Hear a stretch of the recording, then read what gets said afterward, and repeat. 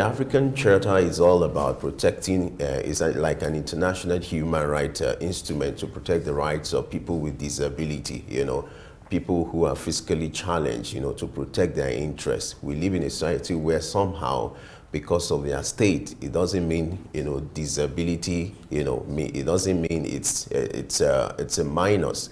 There's this saying that there's ability in disability, and I've seen a lot of people in that group living up to that, providing that they are capable. And so the president has to sign this protocol to protect the interest of those people and to ensure Nigeria's commitment to upholding their rights and protecting everything that has to do with the physically challenged. Sam, what's your reaction to that? I think we thank the president for ratifying that protocol, but it's just beyond the ratification of the protocol. Until that is transmitted or domesticated into the national law, then the impact becomes more far-reaching. Ratifying the protocol, on the one hand, very welcoming, but then to what extent can we quickly domesticate that into the national law so that those people with disability will be affected positively. So ratification on the one hand, good, but then ability to quickly domesticate it into the national law, then the far-reaching effect of that protocol will be felt by those concerned.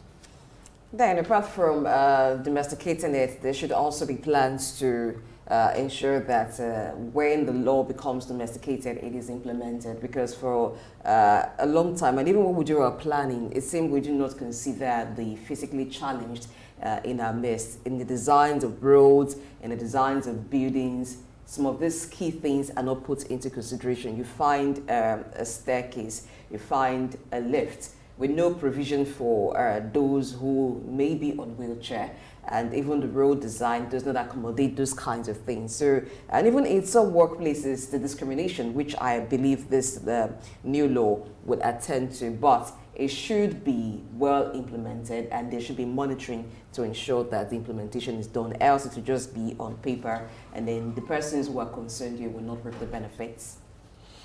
All right, Sam, what do you think the federal government needs to do to ensure that, the rights of people with disabilities, are rather preferred to say physically challenged, are protected? Because we live in a society whereby, like Blessing said, when you look at, the state of our infrastructure, they are not being factored into it when these constructions are being done. Look at the state of our roads. Even when you get to banks, when they need to access these facilities, it's always a challenge.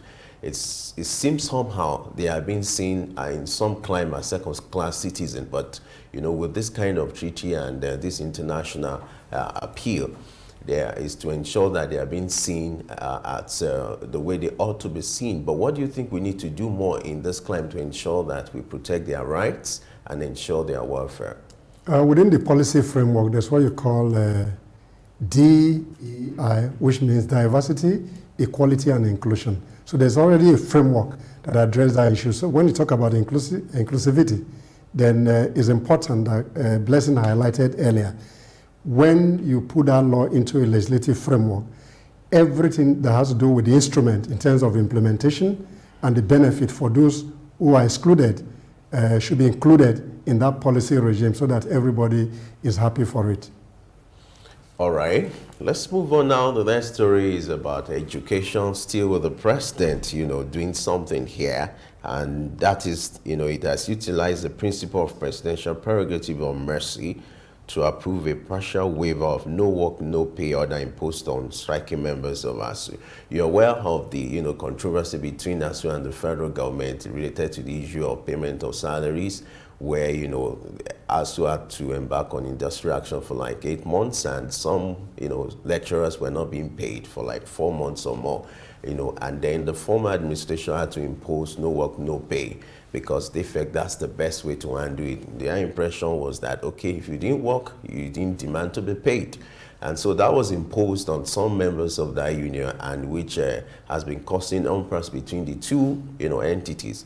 And now the president has to use his prerogative to issue a waiver of the no work, no pay. And the implication of that is some of the lecturers who have not been paid will have to be paid. What do you make of the intervention of the president in this, Sam? Well, the intervention is good, but I have issues with the framing of that, the news, particularly from the perspective that ASU go and say no more. But I think they didn't commit any crime. You don't need to criminalize the union. It was a court decision, the National Industrial Court ruled in favor of the government that no work, no pay. But the president, within his constitutional power, felt that there's a need to grant a waiver so that they can be paid about 50% of the 8 months no work, no pay, that the industrial court ruled in favor of the federal government. Good that he has those constitutional power to grant waiver. But the idea of looking as if they are criminals, because the prerogative of mercy essentially within the constitutional framework is to grant a waiver to people that have committed a crime. So I differ slightly with the framing of that messaging. But the president within his constitutional power can waive anything and anything, but then the idea of going to sign an MOU for the 4 months, 50% of the pay will instigate more industrial relation issue. But we thank the president for extending his hand of fellowship to ASU, and I think ASU can see that as a welcome development as well. Yes, a document of understanding signed by Ministry of Education and Federal Ministry of Labor and Employment to make this effective. Well, it's good that the president has waived the no work, no pay order. I guess he must be the darling right now of ASU. And, yes, but it's just to foster dialogue that going forward, dialogue should be the issue rather than resorting to strike. But like Sam has rightly mentioned, it's not as if the ASU workers, the lecturers committed a crime. They were actually fighting for something. And if government had given a listening ear at the initial time, I doubt it would have gotten to that extent. And so it's for us to look forward to look at how we can address industrial actions, not just for ASU, because it has become like a last resort for those who embark on strike.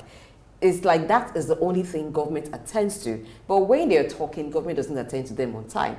But good enough, those who have not been paid will be paid now. But I too do not like the prerogative of mercy structure that was given to you, because on hearing that you would probably think, oh, maybe there's a prisoner somewhere that has been granted freedom, you know, maybe based on good behavior and such, but it's rather strong, too strong for that kind of pardon.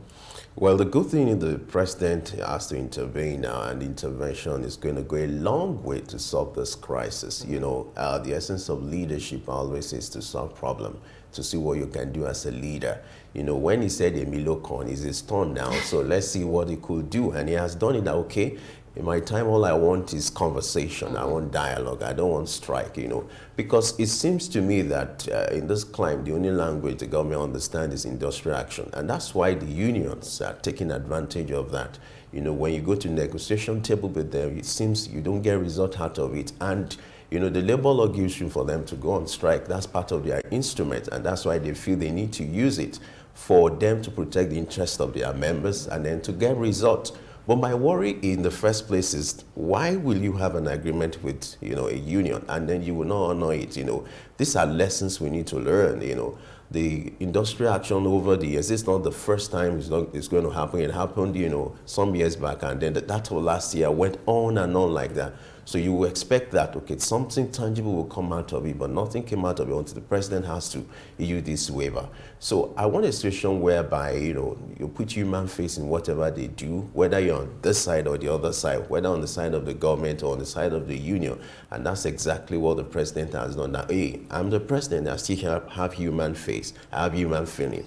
If these people have not been paid for months, you could imagine how their family are faring. You could imagine how they are coping with the welfare and their responsibilities, and all in the name that they wanted, you know, better education and all that. Sam, I want you to talk to us. What are other lessons we can, you know, imbibe, looking at the controversy between ASU and the federal government? What are the lessons? What are the key points, the action plans, and things to improve on? I've always been maintain a position, even on this station, that I don't really believe strike options are the best option. I've always believed that dialogue can be used as a means of collective bargaining. Even though strike options are there in the books, but then dialogues are a good instrument to resolve industrial crisis. So going forward with this window that has been provided by the President, more dialogue should be undertaken by both labor and the government to resolve any industrial dispute that occur rather than going on strike. Strikes are not the best option. And ASU, on the other hand, must be more creative in the way they negotiate their position with the government. Yes, and it's also good to know, or what you have noted, that this waiver is the final one to be granted to ASU and other educational sector unions. It means that if a situation ever leads to strike again, the no work, no pay will this not deter ASU from... will not be waived. Yeah. I hope, well, maybe that's the way to caution ASU anyway, but I feel like you said, since we've opened room for conversation and dialogue, there won't be need to go that route, because I strongly believe this time around the president is serious about solving that problem. And for me, like I said, honoring the agreements, there was an agreement in the first place, there's a need to honor it. If you don't know, if you know you can't honor an agreement, don't go into it. That's what we call law of contracts, whereby you have two parties, entering into agreement. If you are not ready, you are bound to obey that law, because there's a contract, there's a mutual agreement between the two parties. And these are part of the lessons. All right, we're still talking about the president, but this time around, it's talking about the MOU between, Nigeria and the European Union, where in recent times, the president has been embarking on international trips to seek international collaborations for Nigeria to be able to enhance growth and development, We've seen him traveling in recent times, going to several countries to seek for investors. You agree with me that when it comes to foreign direct investment, it's going to be very impactful to the economy of the country. And so the president has been doing this in recent times, seeking collaborations. And this time around, the story about the partnership between Nigeria and the European Union, which was the call was made when the EU delegate visited the president, and the president emphasized the importance of democracy, rule of law, and freedom as the basis for the partnership. What's your take, sir? Well, there are existing partnership between the European Union. You call it European Union, Africa, Caribbean, and Pacific Agreement. They are already subsisting agreements. So this MOU is to strengthen the relationship between the EU and Nigeria in particular, looking at digital infrastructure and some other things that will enhance the relationship. So it is a good development that we're able to renew an MOU in terms of the agreement that exists between the European Union and African government, in particular Nigeria in this case. So let's see how we can use this opportunity to improve on the infrastructure for the aforementioned relationship stated in that MOU. All right, there's one part of this where the EU is hoping that Nigeria, or Africa rather, can move away from the donor-recipient dynamic kind of relationship. How's that possible, given that over time Africa has been used to receiving grants, receiving some form of support from the EU? So how can Africa and the EU have that mutually beneficial relationship? No, I think this relationship in itself are mutually beneficial, but the debate on whether it's or not aid to Africa has been there. But within the way the global system is configured, the issue of aid is part of the international system architecture. But then to what extent can Africa depend less on aid? Therefore, we need to prize our natural resource more meaningfully and not look towards aid from the West. The West cannot solve our problem. We need to look inward to solve our own problem. But aids, within the way the international system is configured, that will remain for a long time be an issue of debate. All right, moving on, the National Youth Service Corps has instructed state coordinators to enforce a dress code for corps members during and after the orientation course. it's been found out in recent times that the level of compliance to the dress code when it comes to National Youth Service is not being encouraging. You see situations where people don't put on the right uniform. I remember when I went for my youth service, I was proud to serve in the North. And the respect you command when you put on that uniform, oh my. They make you feel like a king. Anywhere you are, they give you VIP pass, they give you professional treatment because you're putting on the uniform. And so that's why the NYCDG feel it's necessary for them to ensure that corps members comply to this dress code. What do you think, Sam, about this directive? You see different variations now, people putting on different T-shirts, on the khaki, and then different kits not even in compliance with the standard of the one provided by the national, the NYC. I think the NYC, to be able to enforce this regulation, one of the critical elements is that even the uniform themselves are at variance from one state to the other. So they need to standardize their own process if they want to enforce that. I remember during my service here, I think the uniform was same, the boots were same, the caps were same. So I see variance in terms of the tailoring of those uniforms. So I think the NYC has a responsibility, first and foremost, to standardize its own process. Then before they can enforce that new initiative they are trying to pursue, is welcoming, but then they must look inward to be able to sustain that enforcement, in my view.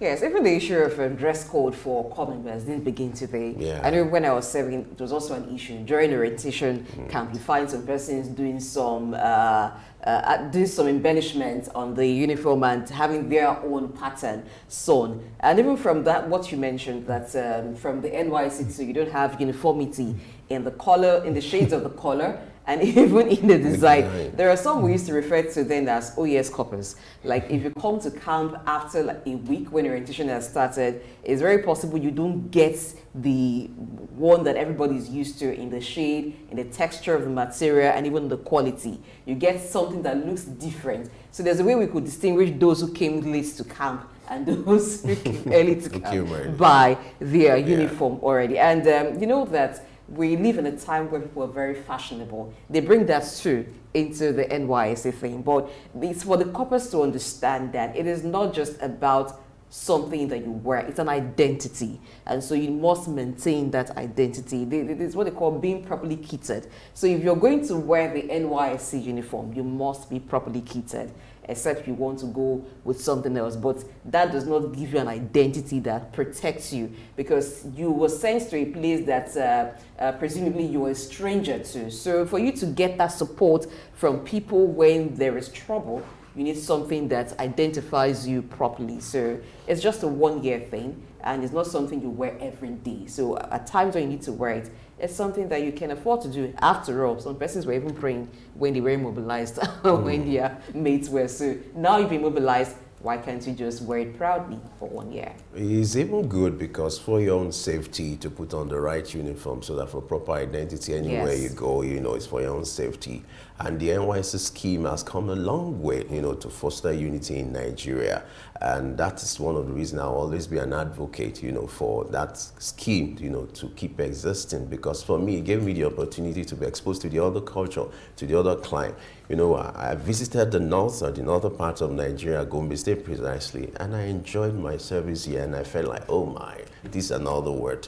And so, Sam, what do you make of this argument that that scheme needs to be scrapped? Do you believe it should be scrapped or No, I don't believe that it should be scrapped. I actually believe that it should be extended, and a military training should be fully be incorporated, not just the orientation period.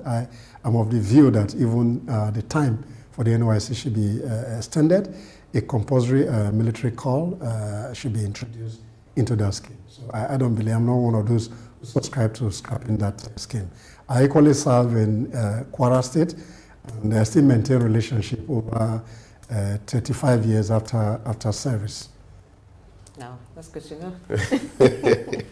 All right, great. Let's leave it there. Let's go to the good news about in Nigeria making us proud. That's Chioma from Abia State, who has become or assumed the position of health minister and deputy premier in Canada. This is one way of marketing Nigeria, proudly Nigeria. The president started, by seeking collaborations with his international traveling to show that Nigerians, there was a word the president said, Nigeria is back, And now this is also part of the sign to show that Nigeria is back, that we are taking our place in the international scene, we're gradually, taking our place to recover our identity. And I'm happy Chioma is adding to that, for a Nigerian to become, a minister in a place like Canada. It shows that, yes, we have the brain, we have the skill, we have the ability, we are capable, not to make us, inferior to the other climate. It's just maybe they are exposed to better environment, but we can also do better.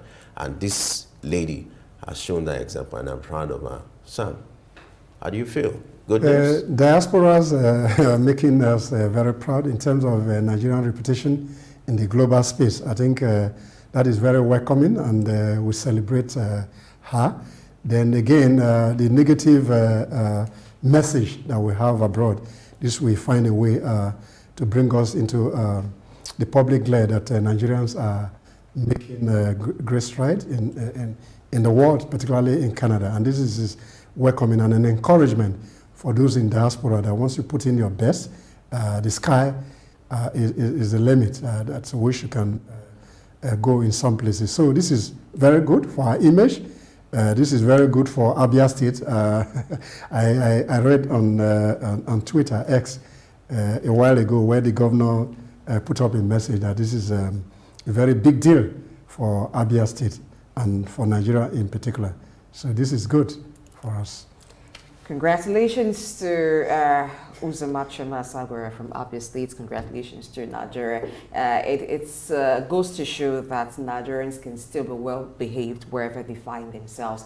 And to know that she's Nigerian born, it makes a lot of difference, because some persons would think that people who rise to this level in the diaspora are those who were born there. But she is Nigerian born, and then she moved there. She was still able to behave well and be recognized and get to this position. So we know that for her to have risen to that position, then the trust that she can deliver, and so we have no doubt towards that at all. So congratulations. Yeah, I must say I'm really proud. I'm really proud of her, and she has made us proud.